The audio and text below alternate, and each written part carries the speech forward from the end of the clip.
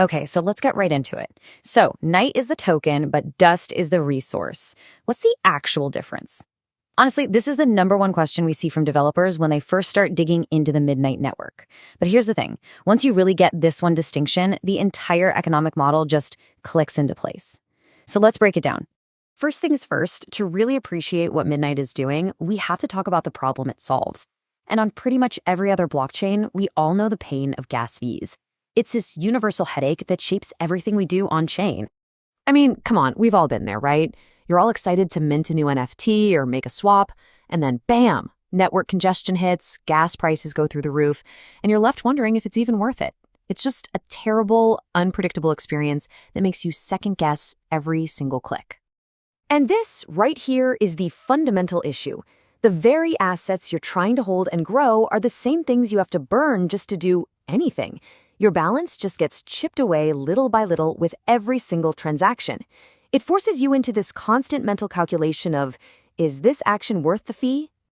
That's a really tough choice to force on people. But what if we could just change the entire question? Instead of asking, is this worth the cost, what if the system was designed so that simply owning a piece of the network gave you the right to use it? Now that's an interesting idea.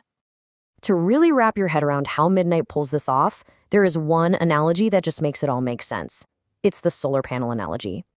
And this is brilliant. Just think of the Night token as a solar panel that you own. It's a valuable capital asset, right? It sits on your roof.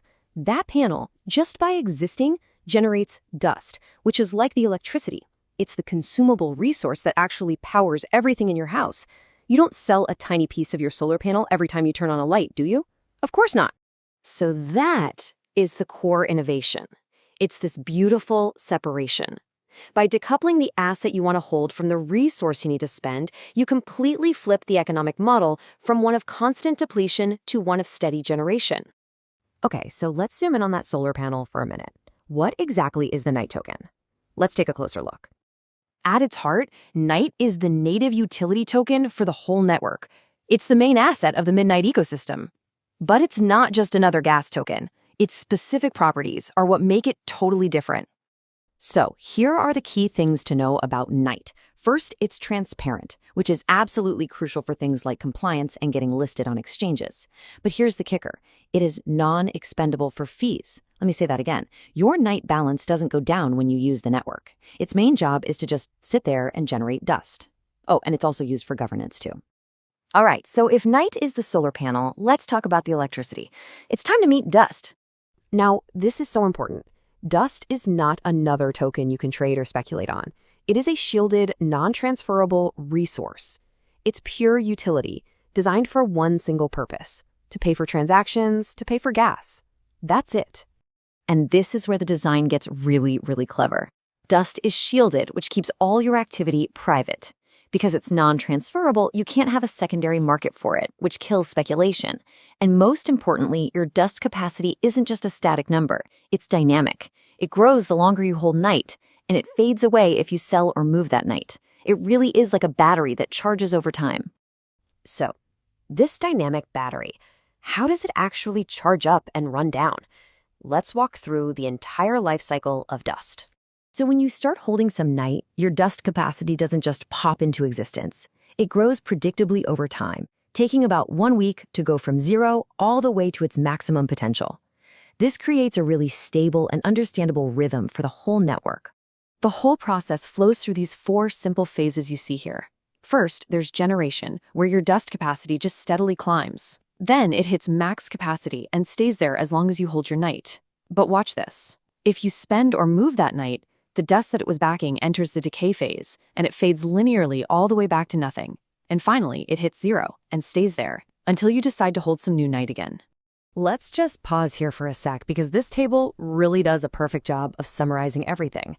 Look at the type. Night is an asset. Dust is a resource. Its capacity, then visibility. Night is transparent. Dust is shielded. Asset versus utility. Public versus private. They're 2 sides of the same coin, designed to work in perfect harmony. Okay, so we've covered the what and the how. Now for the most important question. So what? Why does any of this matter? Well, as you're about to see, the benefits of this system are huge for both users and developers. This isn't just a new way to pay for gas. It's a whole new way to think about a network's economy. For users like you and me, it means predictable costs and privacy. But most importantly, your capital, your night, isn't constantly being drained away. For the network itself, the fact that dust can't be traded and decays over time is a brilliant spam prevention mechanism. And for developers, oh man, this is a total game changer. They can create what we call gasless experiences by holding night and using the dust it generates to pay for their users' transactions. This just blows the doors wide open for new business models and frictionless onboarding.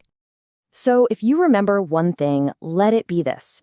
This simple, powerful distinction is what it all comes down to. It completely changes the game, shifting the entire model away from paying to play and toward a much more sustainable owning to use framework. It's a really profound shift.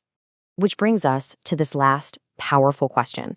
It kind of reframes our whole relationship with these networks.